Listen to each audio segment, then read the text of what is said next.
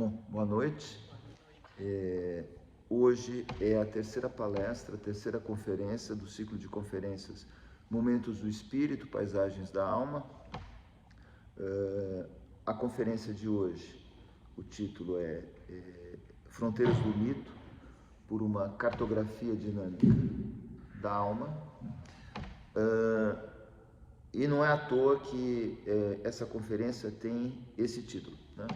Porque na minha visão, os mitos realmente, num certo sentido, talvez nós consigamos ver isso até o final da palestra, eles são a própria substância da alma. Essa é um pouco a minha visão. Os mitos e a mitologia, evidentemente, são um assunto que podem dar margem a uma palestra de meia hora ou uma conversa de anos, né? É um assunto interminável.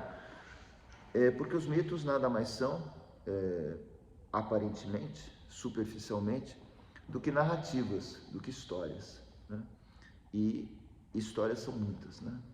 Cada cultura, cada civilização que se formou nessa terra tem as suas histórias, tem os seus mitos. E a palavra mitos, ela vem do grego, na palavra mito vem do grego mistos, que por sua vez vem de dois verbos que querem dizer narrar, contar, conversar. E a própria palavra mitologia, nesse sentido, seria uma espécie de discurso sobre o mito, né? Conversa sobre o mito, né? O logos sobre o mito. Essas histórias, elas são, evidentemente, essa é uma das características do mito, elas são histórias que não têm autor conhecido, né? Todos os mitos, eles aparecem, pode ser que exista uma pessoa que faça uma compilação dos mitos, né, num determinado momento, ou que dê uma certa formatação para o mito, conte aquele mito de uma certa maneira, mas a estrutura do mito em si, né, a origem se perde, ela é imemorial, né, quer dizer, a gente não consegue determinar uma origem.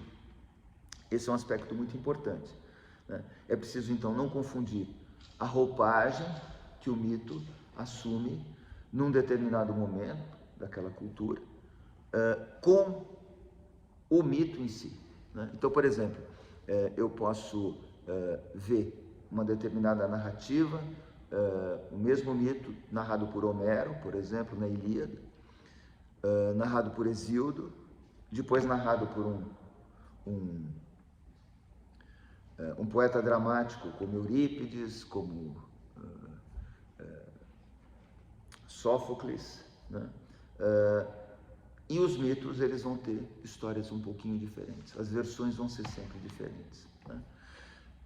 Porque cada autor agrega uma particularidade por exemplo, existe um autor muito importante, romano, autor latino, chamado Ovídio, que ele escreveu um livro chamado Metamorfoses, que foi uma das obras muito importantes para transmitir para a posteridade, para a posteridade romana e depois para toda a Idade Média, os mitos antigos. Muitos dos mitos que nós conhecemos, nós os lemos em Ovídio, que é um autor romano, né? Não é um autor grego. Muitos mitos gregos nós conhecemos, por exemplo, através de Ovídio, né?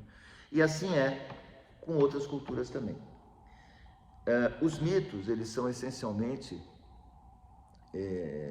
narrativas orais, né? Muito depois, na história de cada mito, eles foram transpostos para a forma escrita, mas eles nascem como narrativas orais, muitas vezes em culturas e civilizações, inclusive que não detêm a capacidade, né? a habilidade da escrita, né? Os aborígenes que vivem na Austrália têm seus mitos, vários povos africanos que não têm escrita também têm seus. Os mitos, eles são os índios, Sioux tinham seus mitos, enfim, os nossos índios nossos indígenas, né, que é o termo que se utiliza atualmente, muito embora a fundação continue sendo Fundação Nacional do Índio, né, o museu continua sendo Museu do Índio, né, mas a gente, parece que o termo mais politicamente correto seria indígena. Os indígenas, cada etnia, cada povo, quase que cada tribo também tem seus próprios mitos. E para que servem, no final das contas, os mitos para essas comunidades que os criaram e onde eles vivem, né? Os mitos, de uma certa maneira, eles são responsáveis por gerar o sentido da vida dessas comunidades, né? Os mitos, eles são uma forma de as pessoas, né, se entenderem, né, se situarem no mundo, no universo, em relação às coisas, em relação à vida, em relação à morte. Quer dizer, os mitos, elas são referências fundamentais para a vida das pessoas, principalmente dessas comunidades, digamos assim, que nós poderíamos chamar de mais primitivas, não é um bom termo, porque também é politicamente incorreto, mas aquelas comunidades que ainda não foram atingidas pela ciência, pela racionalidade, como por exemplo nós hoje. Mas é uma ilusão pensar que nós não tenhamos, não soframos influência dos mitos. Nós sofremos de mitos antigos, ancestrais, e de mitos contemporâneos, né? Quer dizer, o fato de que nós estejamos vivendo predominantemente, em certos aspectos, a gente volta a isso daqui a pouco, sob a égide da razão, da racionalidade científica, da ciência, não quer dizer que muito do nosso funcionamento diário e que muito do nosso funcionamento mental, sobretudo o funcionamento inconsciente, não seja regido por uma dinâmica mítica, né? O mito é tanto uma narrativa como uma forma de pensamento. É uma forma de pensamento que, à primeira vista, é uma forma de pensamento muito caótica, muito esquisita, né? Porque ela é totalmente diferente do pensamento racional, né? Então, quando eu faço um pensamento discursivo, um argumento, uma descrição, uma explicação, eu sigo uma determinada sequência que o mito não respeita. O mito respeita uma outra sequência. Ele não se contrapõe à lógica, a lógica da racionalidade. Ele tem uma outra lógica, né? Por isso ele parece muitas vezes caótico, né? Muitas vezes... e nisso o mito tem um parentesco muito grande, que não é por acaso, com os sonhos, né? Os sonhos que nós sonhamos todas as noites, as narrativas oníricas, elas têm uma semelhança muito grande com as narrativas míticas, né? Um outro aspecto importante é que os mitos, embora não conformem, os mitos de uma cultura não conformem uma religião, eles podem ser usados por uma determinada religião quando ela aparece, tá certo? E como que encampados por aquela religião, né? Mas os mitos em si, eles são independentes de qualquer tipo de religião. Então os gregos, por exemplo, tinham uma religião oficial, um panteão, por exemplo, dos famosos 12 deuses, né? Zeus, Poseidon, Hades, Apolo, Ártemis, Atena, etc.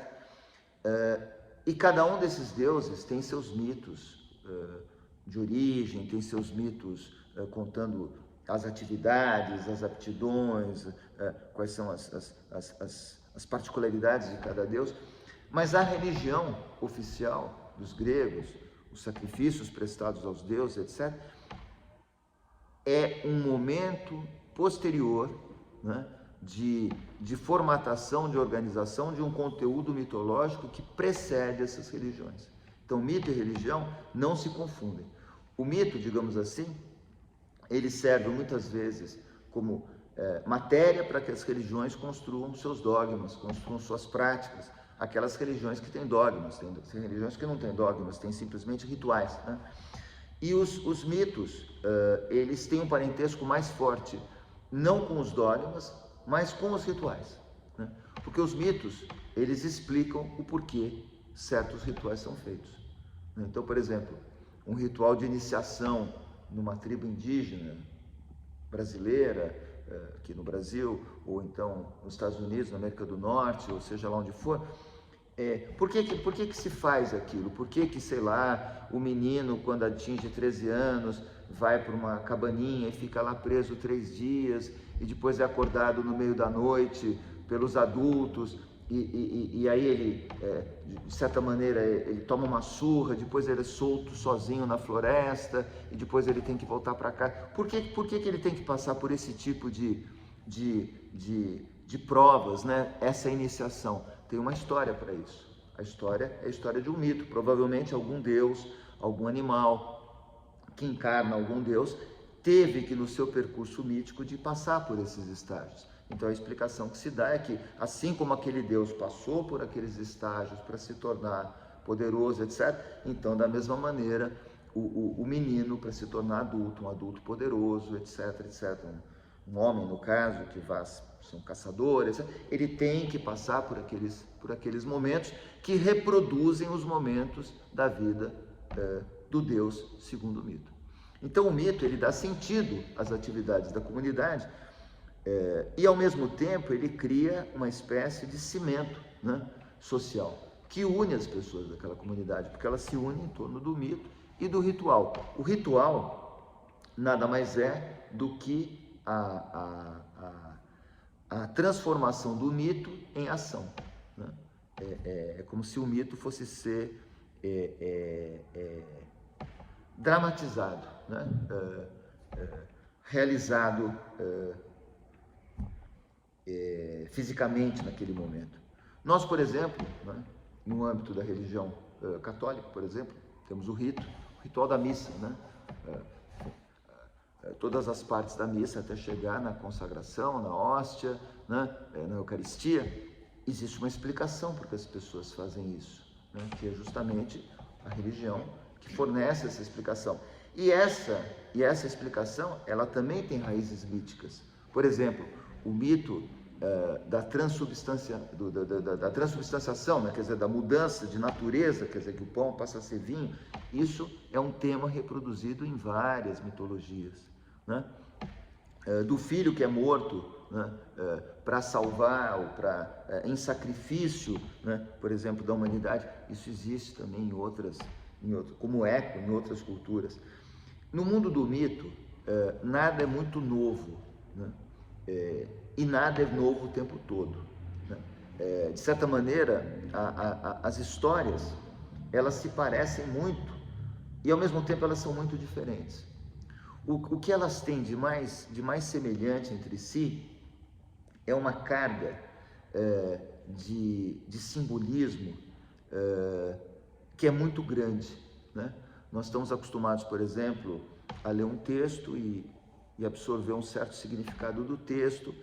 Quando nós passamos para um poema, a coisa já fica mais complicada, porque esse poema pode ter vários sentidos, várias interpretações, né? E a gente pode construir uma espécie de hierarquia, né? Onde nós vamos tendo formas cada vez mais complexas, cada vez mais polissêmicas, né? Com várias interpretações. O mito, digamos assim, ele estaria no topo dessa hierarquia. Ele seria aquela estrutura narrativa, até poética, poderíamos dizer, que tem o maior número de interpretações abertas possíveis. Então, e por que o mito é tão definidor assim do que eu chamei de uma cartografia dinâmica da alma, né? Porque, na verdade, os mitos, eles nos constroem enquanto seres humanos e seres de determinada cultura. Porque os mitos, eles podem ser mais ou menos universais.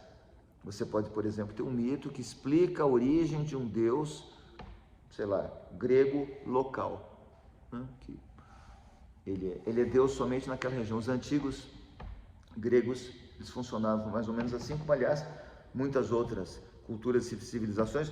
O deus tinha uma espécie de área de atuação, assim, como se fosse o governador do Distrito Federal, uma região na qual ele age, né? E ali tinha uma história de como nasceu aquele Deus, como ele foi gerado, quais são os poderes dele, quais são as atribuições, etc, etc. Você pode ter também mitos que se referem a deuses mais gerais, que ultrapassam as fronteiras de uma cidade-estado, que ultrapassam as fronteiras de uma região. E você pode ter mitos que têm uma universalidade flagrante, ou seja, que lidam com grandes questões, que são questões consideradas por todas as pessoas que vivem e que pensam, né? Então, os mitos de origem, os mitos sobre a morte, os mitos sobre o sofrimento, os mitos que tratam dos grandes temas que têm que ser enfrentados por todas as pessoas enquanto seres vivos, enquanto seres humanos. O problema da morte, o problema do sofrimento, o problema da luta, né, pela vida de uma certa maneira, né, quer dizer, de você, de uma certa forma, ter que matar para viver, né? Então, esses grandes temas do ódio, do amor, né, eles são abordados pelo mito. O mito, ele não fornece explicações simples, né? Muitas vezes, à primeira vista, ele chega até mais a confundir do que explicar. Mas o que o mito proporciona é uma espécie de arcabouço geral, onde, a partir do qual as informações podem ser, as explicações podem ser criadas, né? É muito interessante a gente perceber, justamente por isso, né, o paralelo que existe entre, ao qual eu já fiz referência, entre o mito e a atividade onírica, né? Quer dizer, muitas vezes a gente sonha alguma coisa, geralmente uma história, que à primeira vista não tem pé nem cabeça, porque ela tem transições bruscas, né? Por exemplo, a pessoa está andando, de repente ela está numa sala de jantar e de repente aparece a mãe e de repente a mãe vira uma galinha e o sonho acaba com a pessoa acordando chorando, né? Quer dizer, aparentemente uma história sem pé nem cabeça, né? Mas quando esses elementos são esmiuçados mais à luz da história de vida dessa pessoa, e quando eles passam por um processo que o Jung, que se debruçou muito sobre essa questão dos mitos, chamava de amplificação, ou seja, quando se procura histórias, narrativas mitológicas parecidas com aquelas sonhadas por aquela pessoa, a gente começa a entender e estabelecer determinados paralelos entre o que a pessoa sonhou e mitos de culturas diferentes, e com isso você consegue entender melhor o que significa aquele sonho para aquela pessoa.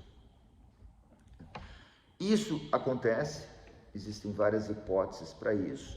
A hipótese mais forte do Jung seria de que nós teríamos uma espécie de base comum humana, né? De uma certa forma, dito assim de maneira bem chã, bem simplória, seriam os arquétipos, né?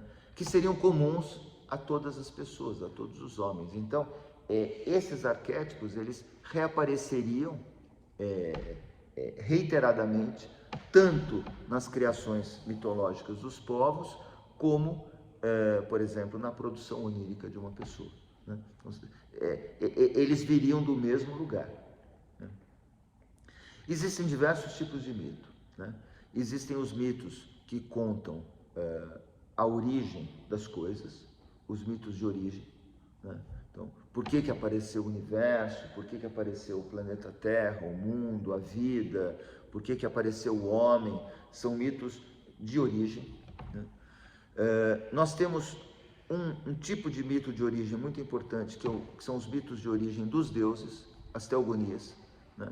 Que narram como esses seres transhumanos, supra-humanos, né, os deuses, teriam aparecido e, por consequência, os mitos que narram o aparecimento da própria humanidade.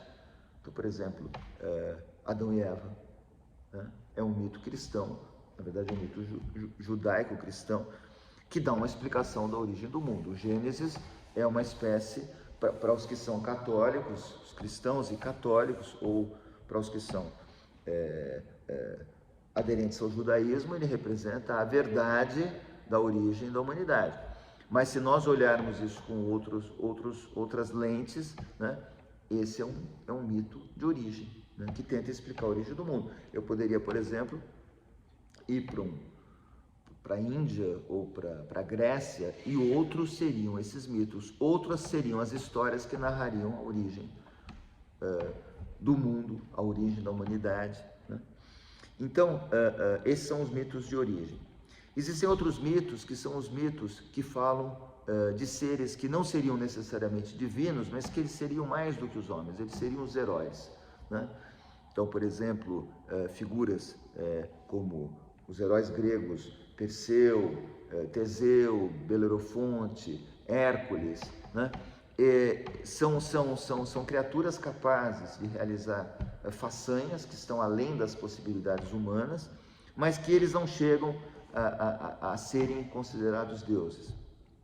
Esses mitos dos heróis, eles são muito importantes porque, de certa forma, eles refletem e eles dão um pouco do sentido da vida para as pessoas dessa comunidade. Geralmente, um herói representa um ideal, né? Ele pode significar uma espécie de molde, uma espécie de forma na qual o comportamento,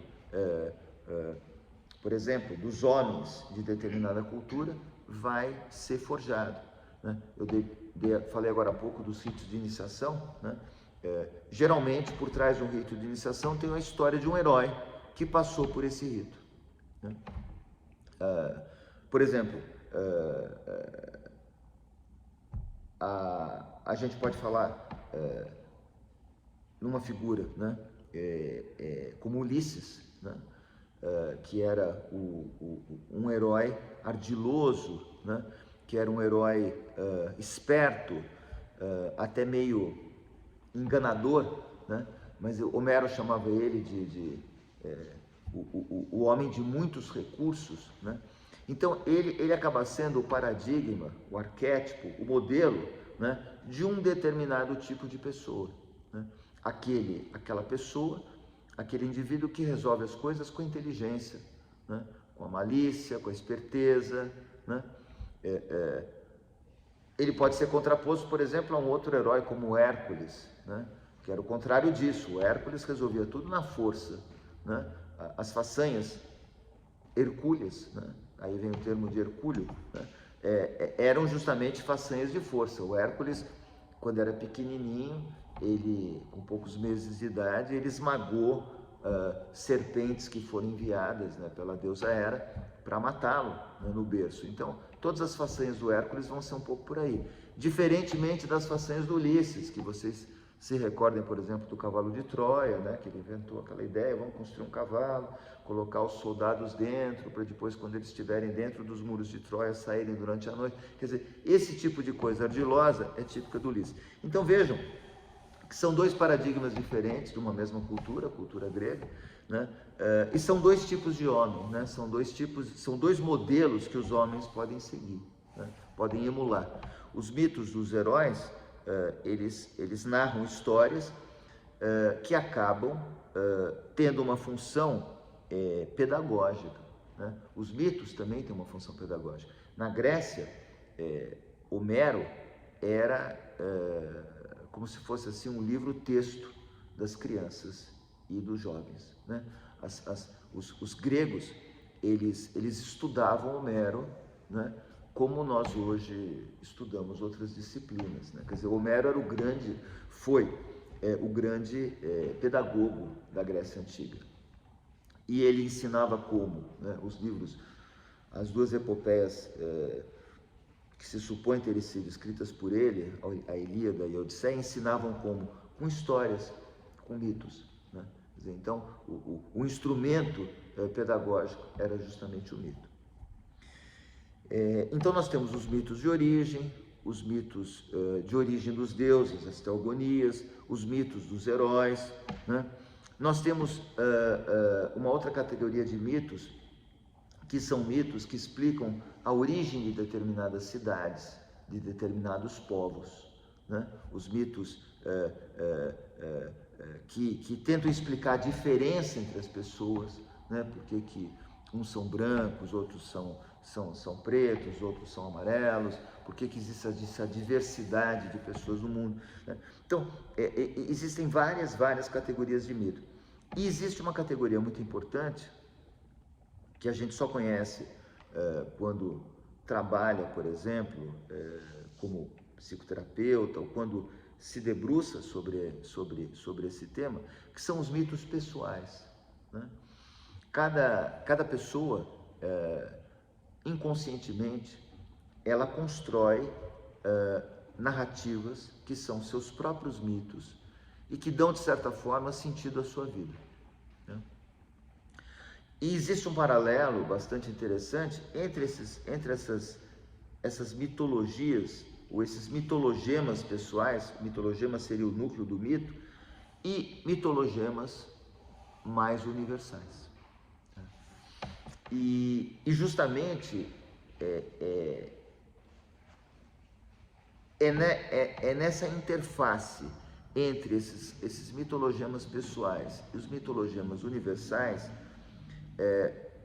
que se dá aquilo que nós chamamos de humanidade, do caráter humano, né? O que nos torna humanos, né, é essa comunhão, não é boa palavra, mas é esse interrelacionamento entre essa mitologia pessoal e essa mitologia universal. É o que nos faz, de uma certa maneira, pertencer a uma mesma espécie, né? Nós podemos diferir com relação a uma série de crenças, uma série de conhecimentos. Uns acham que a Terra é redonda, outra é chata, outros acham isso, mas no que se refere a esses aspectos profundos que são os mitos, as pessoas, sem saber, elas estão mais ou menos de acordo. Isso é muito interessante, né? É por isso que quando se tenta avançar no entendimento da psique humana, da alma humana, né, os mitos são tão importantes, né? Porque eles são, né, como eu falei no início da conferência, eles são a substância da alma, né? É deles que nós somos feitos, principalmente. É deles que a nossa psique é feita, principalmente. A nossa parte externa, essa racionalidade que eu estou exibindo aqui nesse momento, dando uma palestra para vocês, é simplesmente uma casquinha muito tênue, né, de um todo, né, obscuro, muitas vezes pouco acessível a nós, né, cuja substância, digamos assim, são os mitos, né? E é por isso que as atitudes das pessoas muitas vezes são incompreensíveis à luz da racionalidade, né? Os homens não são seres humanos racionais. Essa definição ela é equivocada, né? Os homens até gostariam, alguns deles, de serem racionais, né? Mas nós somos profundamente diferentes disso. Não necessariamente irracionais, né? Porque isso seria uma mera oposição à racionalidade, mas nós somos transracionais.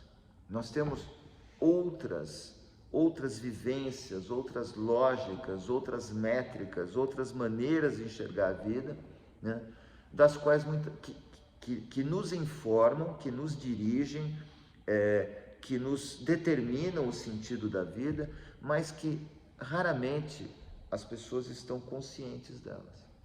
Isso que é uma coisa muito interessante, é que progressivamente, ao longo da história, ocorreu o que eu costumo chamar de um afastamento do mito, né? Quer dizer, é como se o mito e nós estivéssemos mutuamente nos afastado, né?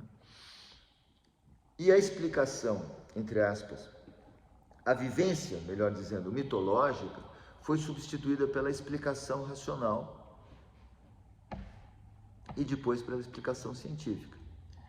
Mas o mais engraçado é que quando nós estudamos com cuidado e com profundidade a filosofia da ciência, a história da ciência, a gente percebe que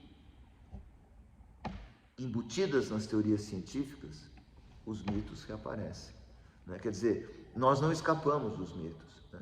As teorias da ciência, de uma forma muito sofisticada, acabam incorporando e propondo novas narrativas míticas que não são senão transformação daqueles mitos ancestrais com os quais nós sempre convivemos.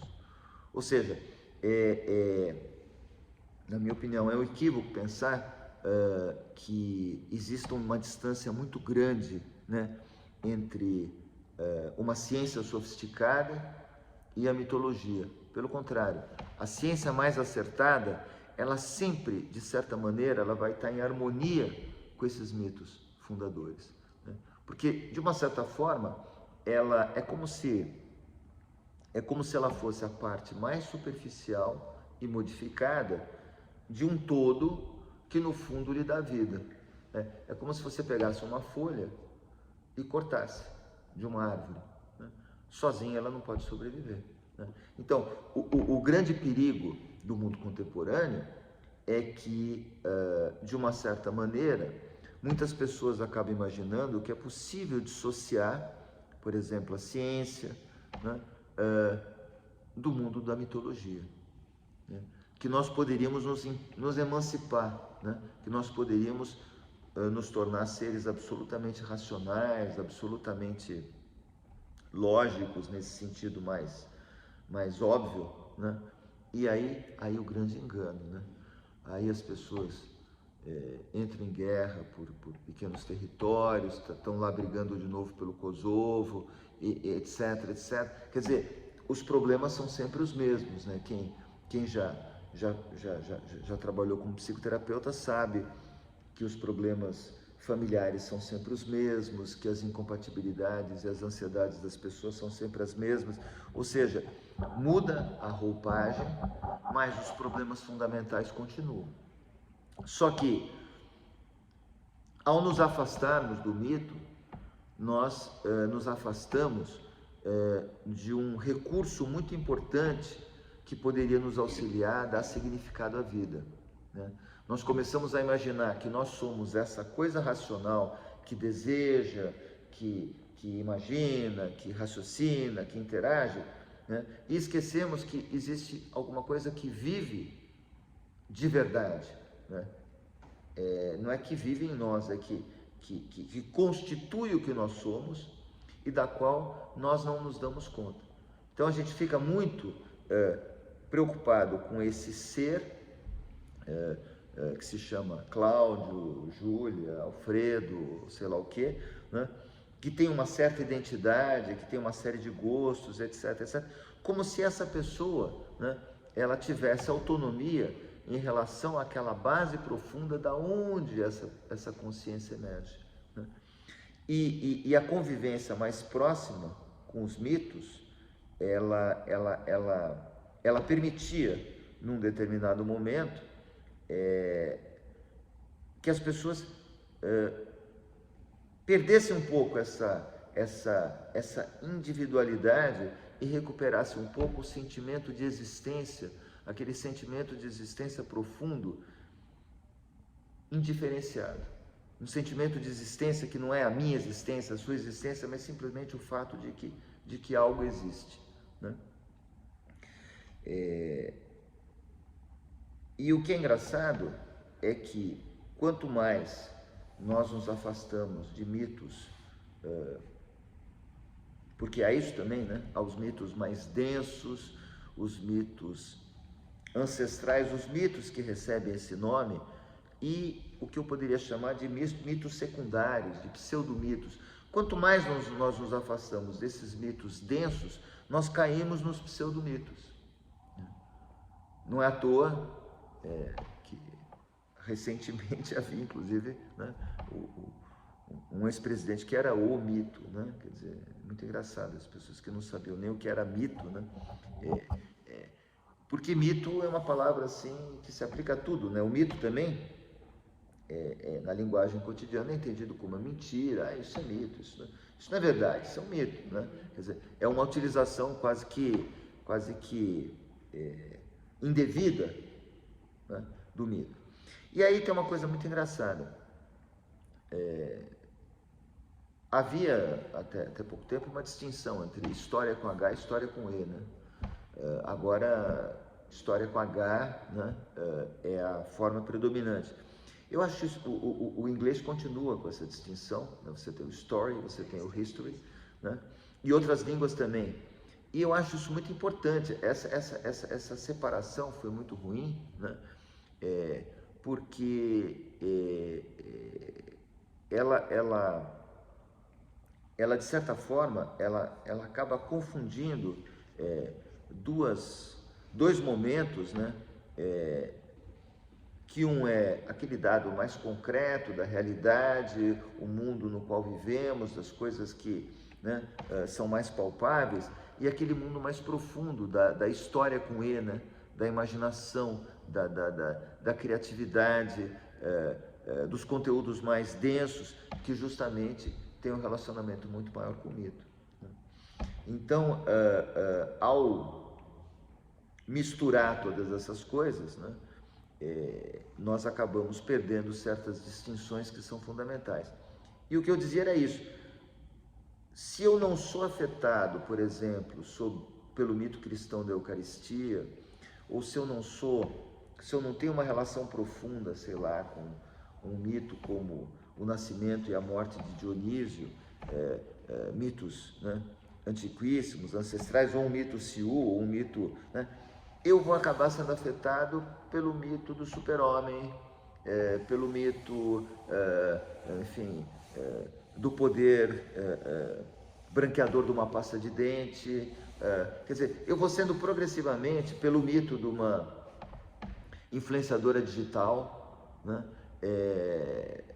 E eu vou progressivamente me afastando do mito como narrativa profunda da substância da nossa alma e me aproximando do mito mentira, do mito fake news, do mito falsa narrativa, ao ponto, né, de que tornou-se uma atividade perigosa, que eu acho que devemos isso de certa forma ao pós-estruturalismo, né, que é essa história das narrativas, né? Quer dizer, as narrativas, elas passaram a substituir de certa forma as leituras de realidade, né? Quer dizer, tudo hoje em dia é uma narrativa, né? Ou seja, se eu disser uma coisa, não é que eu estou dizendo uma verdade, eu estou dizendo uma versão sobre a verdade, né? Isso é muito perigoso, porque no mundo do mito, você não tem uma verdade. Você lá tem sim narrativas, mas são narrativas que são de uma outra dimensão semântica. No mundo da realidade, do dia a dia, existem fatos verdadeiros e fatos falsos. E nós estamos perdendo progressivamente a capacidade de reconhecer o que é verdadeiro e o que é falso, né? Eu não preciso ir muito longe e falar da Venezuela, né? Mas, exatamente, mas existem coisas que são brancas, coisas que são azuis, coisas que são grandes, coisas que são pequenas, e que não são, de modo nenhum, relativas, né? Quer dizer, tal objeto está quente, tal objeto está frio. Ou seja, existem verdades que nós podemos chamar, dentro da nossa experiência de realidade limitada, como sendo objetivas, que não são narrativas. É claro que toda a história é uma versão, né? Mas existem fatos. O que nós estamos perdendo, essa capacidade de reconhecer os fatos verdadeiros e os fatos falsos, é uma espécie de influência nefasta, não do mito, aquele mito fundador, né, ancestral, primordial, mas desse mito mentira, né? Então nós estamos substituindo progressivamente a vivência com o mito profundo pela vivência com o mito mentira, né? E isso, inclusive, no que se refere a nós mesmos, né? Quer dizer, uma das grandes tarefas da psicoterapia né, para o indivíduo que está passando pelo processo psicoterapêutico, é ele entender, né, um pouco como ele é constituído, né?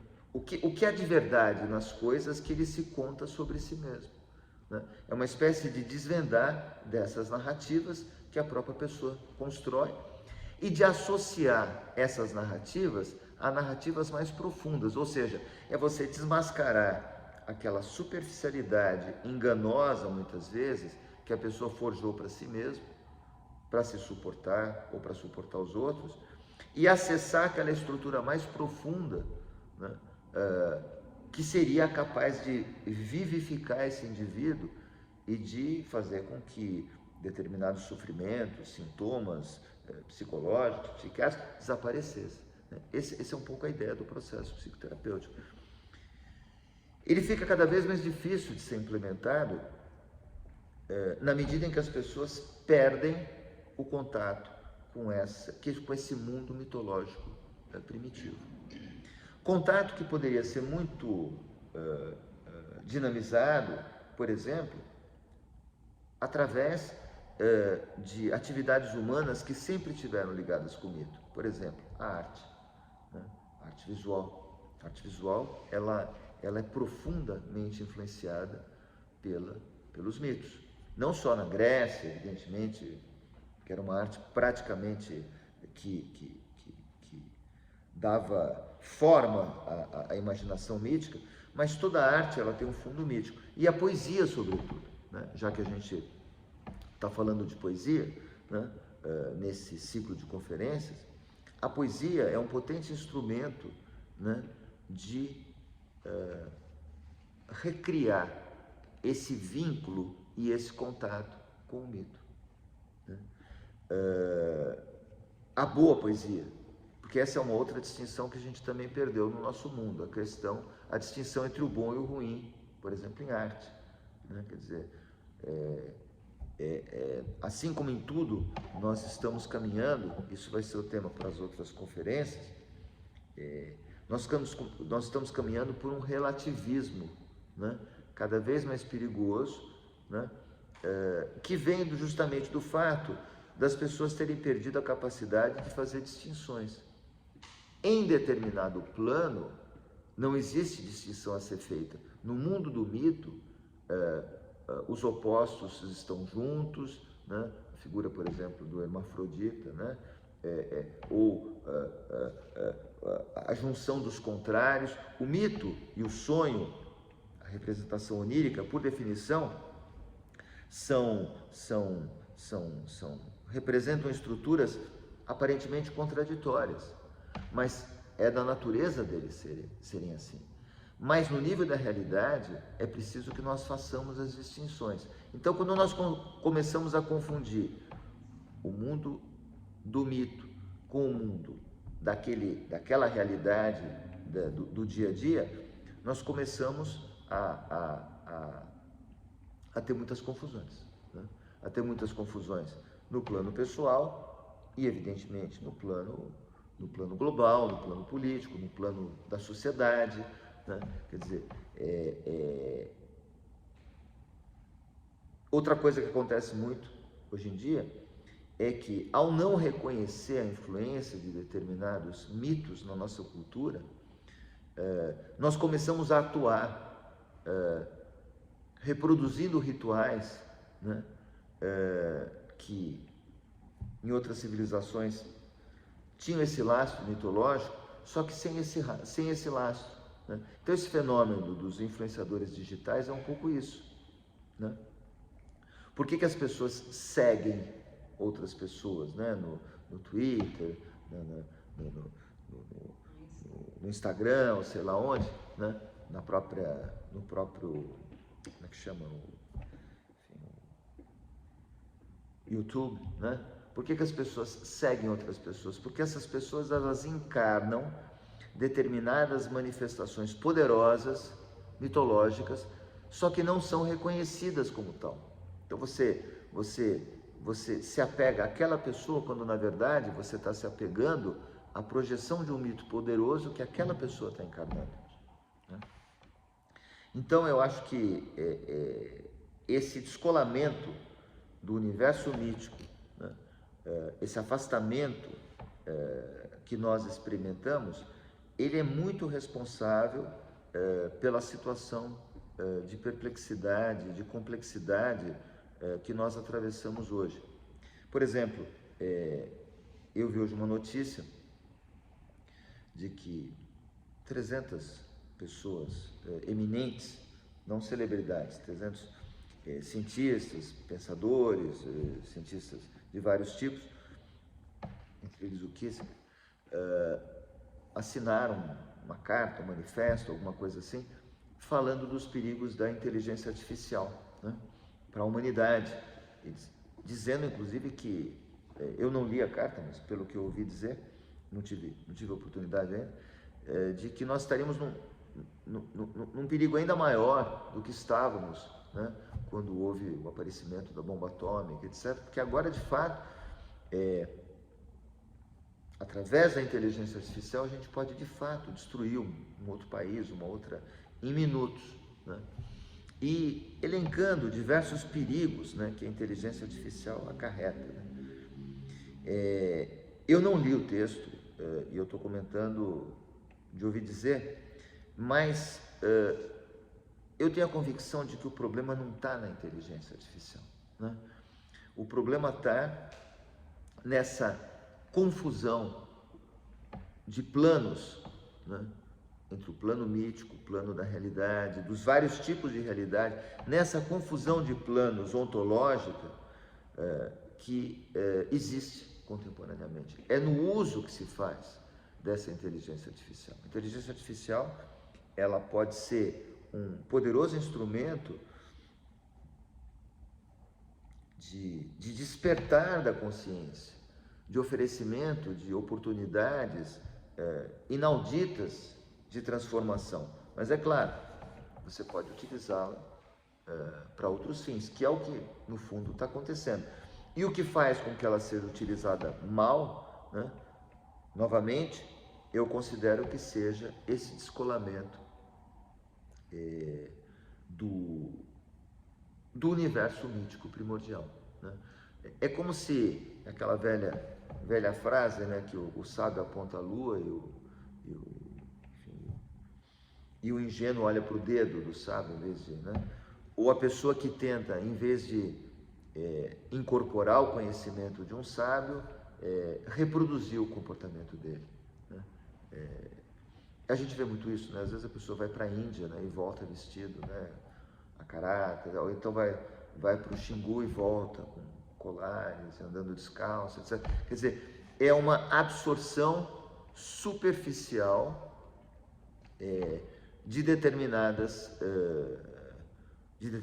conteúdos que são muito mais profundos, que vão além de tudo isso, né? Justamente porque o distanciamento dos mitos gera um outro problema, a superficialidade contemporânea, né?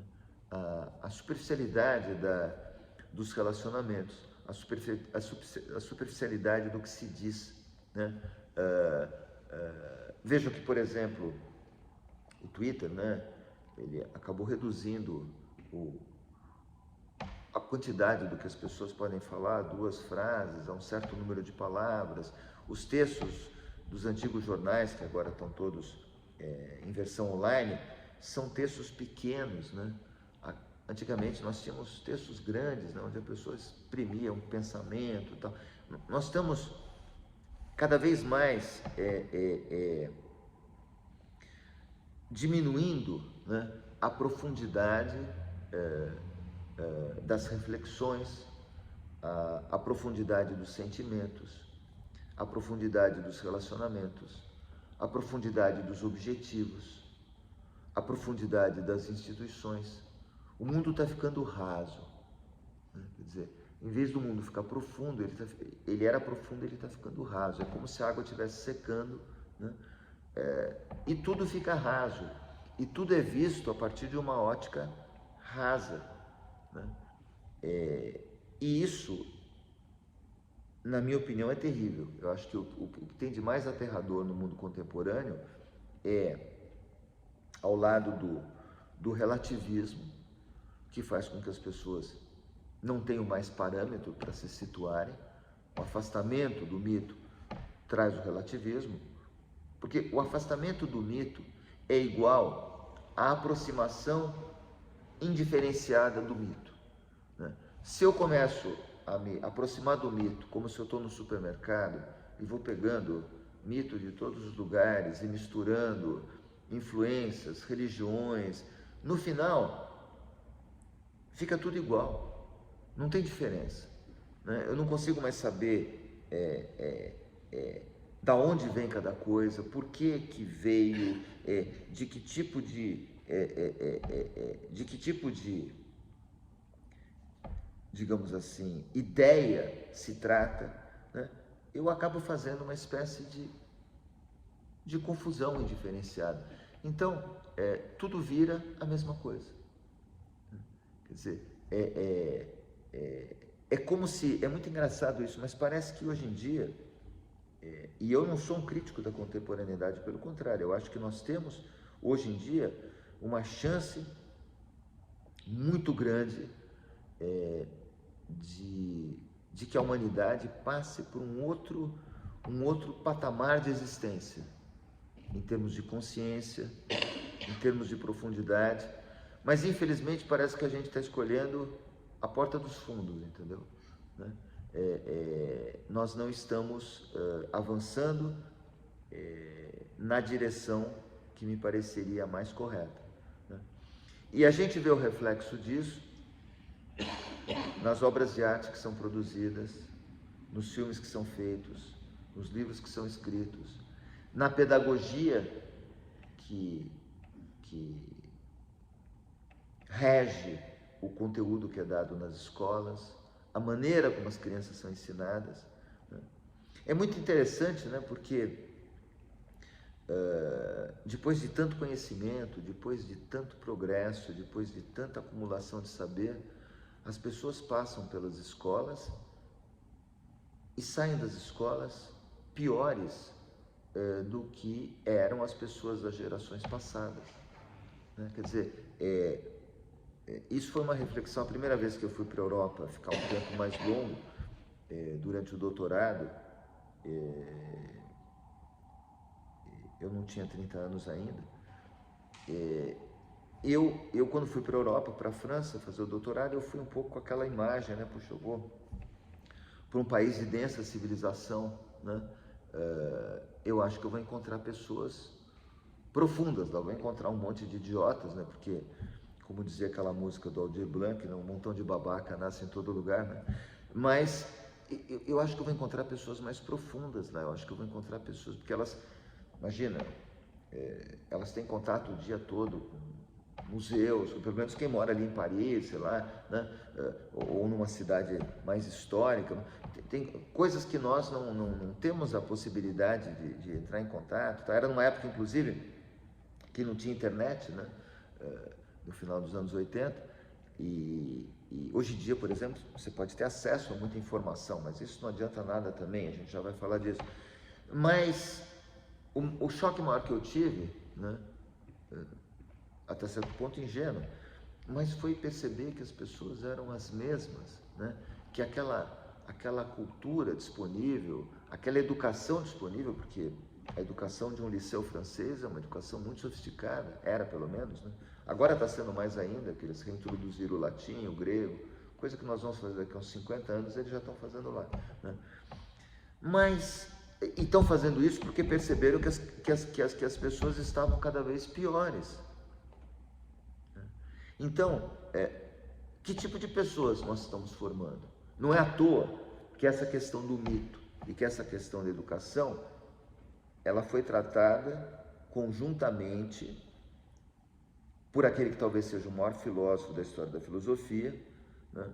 Que é Platão, né?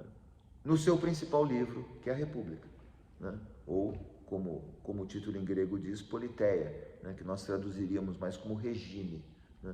O livro do Platão não é sobre a república, não é sobre um governo republicano, isso gera uma confusão muito grande. O livro do Platão ele chama Politeia, em grego significaria regime político, né?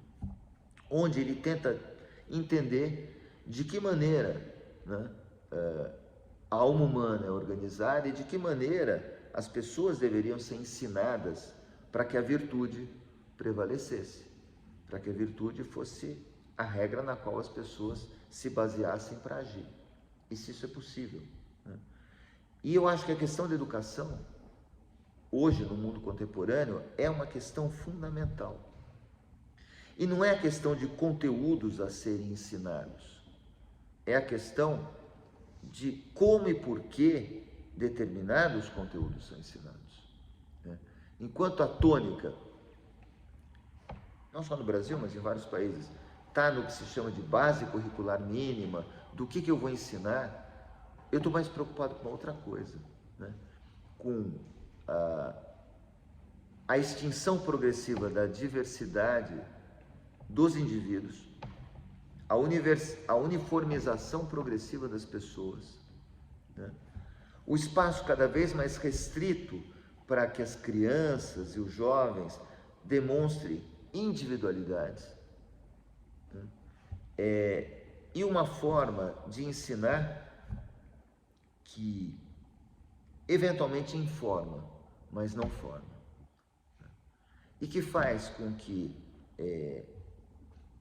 aquela curiosidade infantil, aquele desejo de aprender, de conhecer que as crianças têm, né, seja perdido, seja massacrado, seja destruído ao longo do processo educativo. Eu acho que se nós tivéssemos uma pedagogia que fosse informada pelo mito, que se aproximasse dessa ancestralidade mítica num sentido sofisticado e preciso, nós teríamos um embasamento muito mais denso, né? E um resultado pedagógico muito mais satisfatório. Eu não vejo que estejamos formando pessoas melhores. Eu não vejo que estejamos formando nem profissionais melhores, né? Se a função da educação é formar pessoas, eu acho que nós estamos falhando totalmente. Se a função da educação é formar profissionais competentes, nós estamos falhando totalmente, né? Então, esse me parece um dos problemas mais sérios que a contemporaneidade vai ter que enfrentar. E que é um paradoxo, né? No momento em que toda a informação está disponível, né, isso não ajuda em nada a formar melhor as pessoas. Ajuda a formar algumas pessoas, mas essas pessoas são aquelas que têm uma individualidade que ainda não foi totalmente destruída. Por exemplo, se hoje eu quiser, aqui na internet, sei lá, eu posso ouvir 20 versões do primeiro movimento da Nona Sinfonia de Beethoven. Posso ouvir com Karajan, posso ouvir com Cláudio Abbado, posso ouvir com Barenboim, posso ouvir com regentes diferentes, orquestras diferentes. Isso é uma mudança tão grande em relação a quando essas coisas foram compostas, né? Na época do Beethoven, ou até o começo, quase meados do século XX, se eu quisesse ouvir uma sinfonia de Beethoven, eu tinha que ter uma orquestra. Eu tinha que ter uma orquestra que ia tocar uma única vez e era a minha chance de ouvir Beethoven.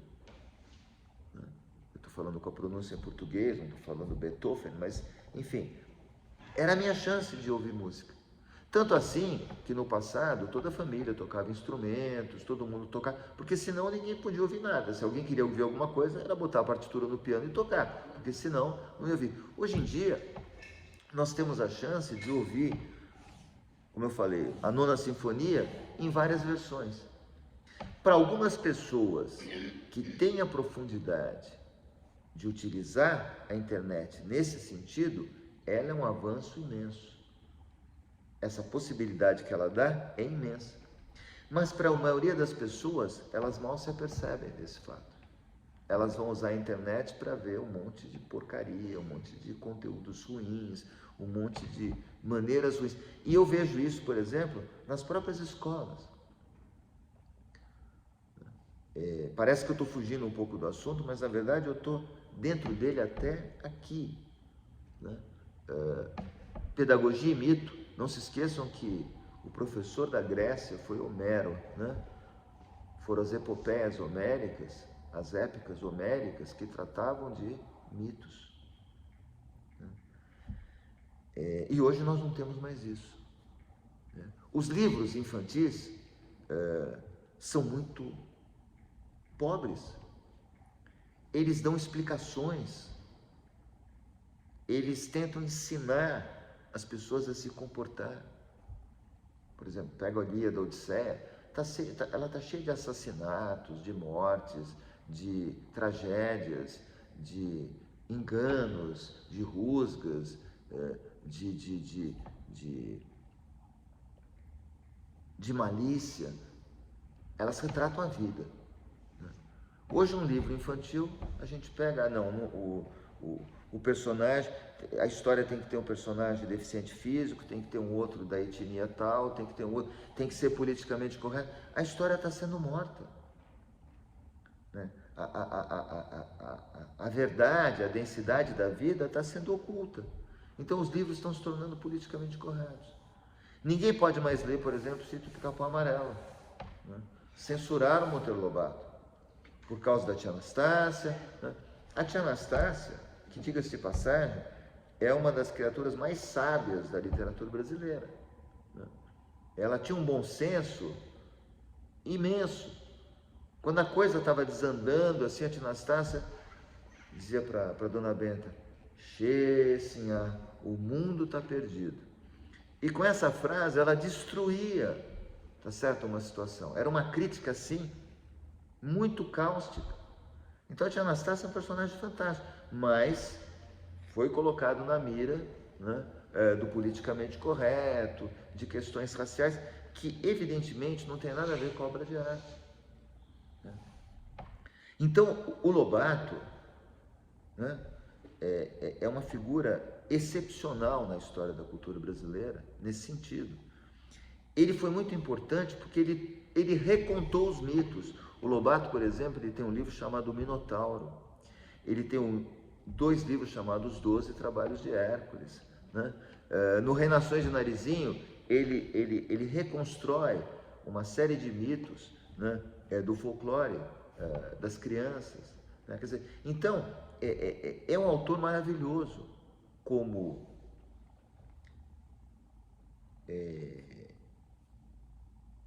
propiciador de um despertar da consciência e de uma aproximação do mundo mítico, mas ele foi deixado de lado.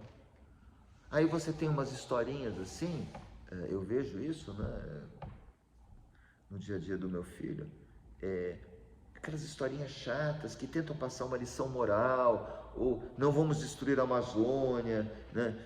Os indígenas precisam ser preservados, que em si não são coisas erradas, mas que estão no lugar errado. O livro não é panfleto, livro infantil não é panfleto, livro infantil é alguma coisa que vai tocar a criança no universo mítico dela. Né? Por isso que se você pegar as histórias do Andersen, do Grimm, etc., elas são estranhas, muitas vezes elas são agressivas, muitas vezes... Por quê? As fábulas de Esopo, né? Tem um conteúdo moral nelas? Tem mais tarde, nas do La Fontaine, mas se você pegar as fábulas originais do Esopo, elas são muito mais brutas, né? Elas são muito mais cruas, elas se aproximam muito mais da realidade complexa da vida. Nós estamos fazendo uma espécie de higienização, né, da vida. E a vida, ela não é limpa. Né? As verduras que a gente come, elas nascem do cocô, né? do adubo, muitas vezes do esterco. Né? O lótus nasce no pântano. Né? Essa é uma imagem importante da cultura indiana e do hinduísmo, de uma forma geral. O lótus nascendo do pântano. Né? E nós estamos escondendo o pântano. Né? Nós estamos fazendo a vida ficar light. Né? A vida é light, ela não tem gordura, não tem açúcar, não tem isso, ela está ficando assim, meio insípida. Né? E isso faz com que as pessoas sejam unidimensionais. Nós estamos perdendo a multidimensionalidade do ser humano. As pessoas estão se tornando planas. Eu vejo nas apresentações infantis do final de ano das escolas, a pior escolha possível das músicas, a pior escolha possível do que elas vão cantar, representar, e isso em escolas de alto padrão, né? Agora imagina nas escolas onde as pessoas têm menos recursos, professores menor formação, etc. Então, não é uma questão de poder aquisitivo, não é uma questão de dinheiro. O próprio dinheiro é muito mal entendido na nossa sociedade. O dinheiro é uma coisa muito interessante, mas ele é muito mal entendido, muito mal utilizado. É uma questão de visão. Nós não sabemos que pessoa que nós queremos formar. Que pessoa que nós queremos formar? Para você formar uma pessoa, você precisa ter uma ideia do que você quer. Na Grécia, por exemplo, a gente tinha um ideal, né? Que era o belo e o excelente, né? Quer dizer, era o ideal do herói, né? Do indivíduo que reunia em si a coragem, a prudência, a boa forma física, enfim, existia uma série de atributos que eram ideais, não que as pessoas fossem todas assim, mas esse era o ideal a ser perseguido, né? Hoje em dia, por exemplo, se você disser que olha, tenta ser o melhor, não, espera aí, mas todos juntos chegaremos, né? Todos temos qualidades, né? Todos temos a nossa pedrinha para colocar, quer dizer, isso não deixa de ser verdade, mas ao mesmo tempo, esse tipo de postura acaba podando a manifestação de certas individualidades mais poderosas que poderiam representar modelos, né? Tentando destruir. Existe um discurso muito propalado sobre a diversidade. Não, vamos estimular a diversidade. Mas o que se vê é o contrário disso, né? Você estimula uma diversidade, por exemplo, superficial, étnica, cabelos diferentes, mas a diversidade existencial, a diversidade psicológica, a diversidade no que as pessoas querem e podem fazer de si mesmas, essa diversidade é totalmente apagada. Eu acho que ainda dá tempo de fazer alguma coisa. Eu acho que precisaria uma pedagogia poderosa, baseada no mito, baseada na poesia, baseada na arte, baseada na beleza, né? Os gregos ensinavam pela beleza, né? Platão achava, por exemplo, que a grande pedagogia começava com a contemplação do que é bonito, do que é belo. E contemplando as coisas belas, inclusive os corpos belos, né? Progressivamente a pessoa ia, através de uma ascese, chamada ascese platônica, contemplando as ideias, né, mais abstratas, até a ideia que coroava o sistema platônico, que era a ideia do bem. Mas existia toda uma pedagogia, né, no sentido mesmo grego da palavra, do escravo que conduz a criança para a escola, né, o pedagogo, né, que fazia esse caminho. Nós hoje perdemos essa visão, eu acho, porque nós nos afastamos do mito. Então, nós nos afastamos do mito, que podia nos dar do mundo do mito, né, do mundo mitológico, caímos no mundo do mito mentira, não é à toa que nós caímos na fake news, né? É aquela velha história, você abandona o catolicismo, no dia seguinte você está numa seita, né? Porque as pessoas, a necessidade do divino e da religião é indestrutível, ela é essencial. Então, se você não vai por um caminho, você vai por outro, né? Hoje você está na igreja, amanhã você está numa seita satânica e vendendo a sua alma e gastando todo o seu dinheiro e tal, porque isso é inevitável. Quer dizer, então, nós nos afastamos dos mitos densos, a gente cai nos mitos falsos, nos falsos mitos. Não só nos mitos falsos, mas como nos falsos mitos. né? Presidentes que são mitos, pessoas que são mitos, salvadores da pátria, né? Nós perdemos a fé, por exemplo, no Salvador da humanidade. Nós somos cristãos, por exemplo, né? E acreditamos que Jesus possa salvar a humanidade. Nós abandonamos esse mito mais profundo, e aí o que a gente costuma fazer? Procurar um salvador da pátria, né? Achar que um presidente vai resolver o problema, que uma pessoa vai resolver, seja de esquerda, de direita, de cima, de baixo, de trás, de frente, né? Porque você perdeu a fé naquela instância mítica, que essa sim podia fazer alguma coisa. É muito engraçado, eu estou me aproximando do final, que as pessoas muitas vezes se perguntam o que eu posso fazer para transformar o mundo, né? Tem uma frase famosa, né, do Manifesto Comunista que diz: os filósofos até o momento se preocuparam em interpretar a história, o que nós estamos agora é transformá-lo, transformar o mundo, né? Nada mais equivocado, né? Essa tentativa de transformar o mundo provocou atrocidades inomináveis, né? Quer dizer, a história do século XX é uma história de tragédias e de atrocidades, né? Em número muito maior do que tudo que aconteceu antes, né? Desde o Paleolítico, né? A gente matou muito mais gente de maneira muito mais consciente, muito mais sofisticada, muito mais cruel, né? Então, tentar transformar o mundo não só transformou para pior. O que precisava ser feito é que as pessoas tentassem se transformar a si mesmas, né? Mergulhar profundamente na sua essência de humanidade. E para isso, como a substância da alma é o mito, elas precisavam retornar a essa essência mítica. Mas não é simplesmente adotar vou virar hindu, né? Vou adotar o hinduísmo, então vou me transformar num xamã, eu vou lá para o Xingu e viro lá, né? Como dizia a música da Rita Lee, lá um dia eu vou virar índio, né? Ou então eu vou, sei lá, vou aderir ao judaísmo, o islamismo. Essas soluções tipo fuga não resolvem o problema, né? É um mergulho muito mais profundo que é necessário. Então, por um lado, isso, para os adultos, né? Os que já estão adultos, né?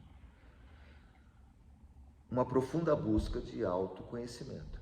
E para as crianças, que elas pudessem ser conduzidas nesse processo de autoconhecimento, que é o contrário do que faz a educação contemporânea. Não que no passado fizesse, mas houve momentos da história que eu acho que as crianças, elas recebiam uma formação que lhes permitia viver no mundo. Eu acho que isso aconteceu na Grécia, eu acho que isso aconteceu em Roma, eu acho que isso acontecia na cristandade medieval. A criança sabia onde ela estava, ela sabia se situar naquele mundo.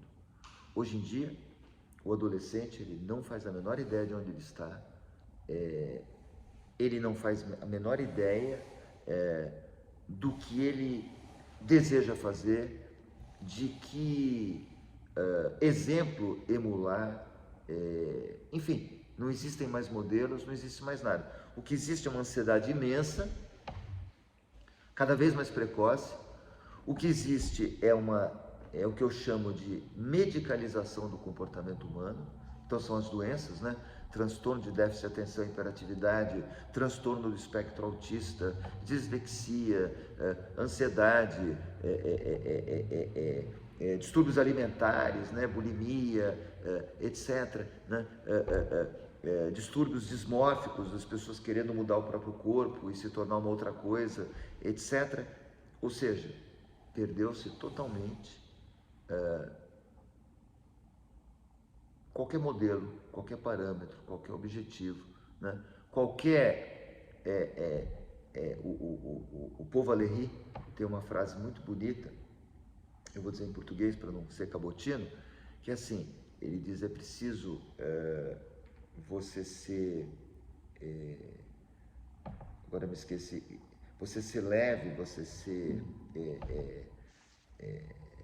se mover no espaço como um pássaro, não como uma pena, né? Ou seja, o pássaro voa, né? O pássaro tem uma decisão, o pássaro ele vai para um determinado objetivo, o pássaro ele tem uma determinada vontade, né? Enquanto que a pluma ao vento é a imagem justamente de quem está totalmente perdido.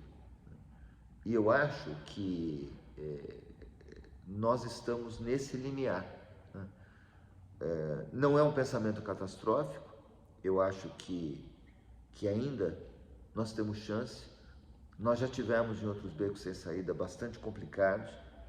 É muito engraçado até que as pessoas falem mal, por exemplo, dos implementos, dos aditivos agrícolas, dos fertilizantes, substâncias que tratam pragas, etc. Até o começo do século XX, a humanidade correu o risco de morrer de fome, né? Até meados do século XIX, os lobos ainda representavam um perigo em muitas regiões, né? Quer dizer, até pouco tempo atrás, a descoberta da penicilina, meados do século XX, né? Nós morríamos de infecções banais, né? Tipo, se cortava lá, pumba, uma infecção, septicemia, morria, né? Quer dizer, então, a última pandemia mostrou que a gente pode ser varrido assim da superfície terrestre rapidinho. Era só esse vírus ser mais letal do que ele era, que nós tínhamos desaparecido simplesmente com todas as nossas belas estruturas. Então,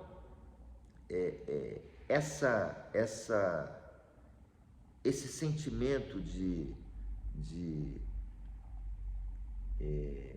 fragilidade da nossa existência, eu acho que deveria ser recuperado, né? A questão da morte, a questão da finitude, a questão do sentido da vida, a questão de que por que nós estamos aqui. Eu acho que essas questões elas têm como serem trabalhadas com a criança, com o adolescente. O Lobato era um cara que fazia isso, por incrível que pareça. O Lobato era um cara que fazia isso. Quando eu vejo livros infantis falando sobre a morte, é sempre assim uma coisa pedagógica no mau sentido. A criança ela está lendo, ela está vendo que aquele não é uma história. Estão passando uma mensagem. É um panfleto, né? É um panfleto. Eu tenho que falar da morte sem ficar discutindo a morte. Eu conto um mito. Agora, se eu quiser passar uma imagem, né, muito didática, eu acabo metendo os pés pelas mãos. É por isso que eu sou totalmente contra esses exercícios de compreensão de texto, como são feitos, porque eles acabam matando a vontade da criança ler qualquer coisa. Sabe assim, a criança lê uma história, ela até entende. Aí, o que fulano falou, né? O que você achou do que fulano falou, né? Aí a criança, pô, mas eu já li, eu já entendi e tal. Aí você tem que falar, você vai matando o interesse. O sujeito já leu o livro e sabe que vai ter que fazer um resumo, né?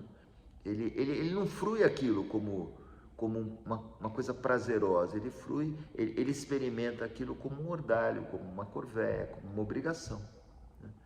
Então eu acho que a curiosidade, o prazer que deveriam ser os motores de qualquer processo de aprendizado, eles são totalmente destruídos com esse tipo de estratégia. Sem contar que quando as coisas vão avançando lá para o ensino médio, as interpretações de texto são as mais aleatórias possíveis. Eu já tive a experiência teve uma época que eu escrevia para a Folha de São Paulo, para aquela página A3, que é a página mais importante da Folha, né? E eu escrevi uns 8 ou 10 artigos para aquela página, e aí esses artigos, teve um dos artigos meus que teve alguns, mas esse especial foi parar num vestibular, não sei aonde, né? O professor Cláudio disse o seguinte no seu artigo, papá. Aí botava lá um parágrafo, ele quis dizer o seguinte, alternativa, opção A, opção B, opção C. Eu errei, porque a resposta que eu dei, eu quis dizer isso aqui. Não, o gabarito disse que era isso aqui. Então tá bom. Eu pensei que eu queria dizer isso aqui, mas já que você disse... Quer dizer, então é um negócio totalmente enlouquecedor, ou seja, as interpretações que se dão são as mais... E claramente, eu estou brincando, mas claramente a interpretação do gabarito não tinha nada a ver com o que eu tinha dito, né? Então, eu falei, bom, estamos chegando num momento complicado, né? Quer dizer, e é mais ou menos isso o que eu queria falar hoje. É um assunto assim, eu poderia ter usado uma outra abordagem, contado para vocês muitas histórias. Essa é uma outra maneira agradável de falar dos mitos, é contar os mitos, né? Mas eu preferi enfatizar, porque se vocês pegarem o programa das conferências, nós estamos progressivamente avançando para uma análise da contemporaneidade, do mundo contemporâneo e dos becos sem saída onde nós estamos colocados, né? Então a gente está progressivamente... E de que maneira a poesia interage com essa situação de perplexidade? A poesia ela pode ser um instrumento, além de tudo, além dela ser per se já algo, ela pode ser um instrumento muito interessante de aprofundamento da psique, né? Esse raso onde nós estamos, assim, todo mundo que nem um pires, assim, bem rasinho, ele tem jeito de ser aprofundado de novo. Dá para esticar, dá para virar um prato fundo, depois quem sabe uma tigela, depois quem sabe um copo, um poço. Dá para topologicamente dá para modificar esse formato, né? Mas a gente só vai conseguir isso com uma guinada rumo ao autoconhecimento, em vez de tentar transformar o mundo, tentar transformar cada um pouquinho a si mesmo, né? E com uma pedagogia consistente, que eu não vejo no momento aparecer, né? Eu tenho embates homéricos para permitir que meu filho mantenha a sua individualidade, os seus interesses, possa... ele, por exemplo, tem um talento impressionante para o piano, né? Para a música, né? E é muito complicado explicar para a escola que ele não pode fazer tanta lição de casa, de geografia, de história. Ele quer tocar piano, né? Existem escolas em outras partes do mundo onde essas crianças elas têm metade do tempo delas só para música, o resto para as outras coisas, né? Porque elas têm uma vocação. Vocação vem do latim vocare, chamar, chamado, né? A vocação é um chamado que você escuta, né? Então, uma criança que tem um talento pronunciado por uma atividade, seja música, seja atividade física, ginástica, seja dança, seja lá o que for, matemática, ela tem que ser estimulada. A nossa pedagogia tende a uniformizar as crianças, né? Meu filho, por exemplo, tem que fazer aula de música com os coleguinhas que ficam lá, que tocam o xilofone. Meu filho toca Chopin, Beethoven, desde os 5 anos de idade. Ou seja, é um contrassenso absoluto. O que acontece? Ele se aborrece completamente. Ele não aguenta ficar na aula de música, né? E ele é quase um virtuoso, né? Então a gente chegou nesse paradoxo, quer dizer, você ter talento é um motivo de punição, né? Não é um motivo de premiação. É um paradoxo total. Inclusive, recentemente eu estava escrevendo, e depois eu vi uma outra pessoa que estava trabalhando um assunto parecido, que é alguma coisa do tipo a falta de talentos contemporâneos. Onde é que estão os grandes talentos? Onde é que estão os grandes pensadores? Onde é que estão os grandes gênios da humanidade no mundo contemporâneo? Está difícil de encontrar, né? Quer dizer, tem muita gente inteligente, muita gente competente, mas onde é que estão aqueles pensadores realmente, né? Será que a nossa maneira de educar contemporânea não está acabando com essas pessoas? Será que eles não estão sendo extintos, né? Ou não estão tendo a chance de desabrochar. É possível, né? É possível.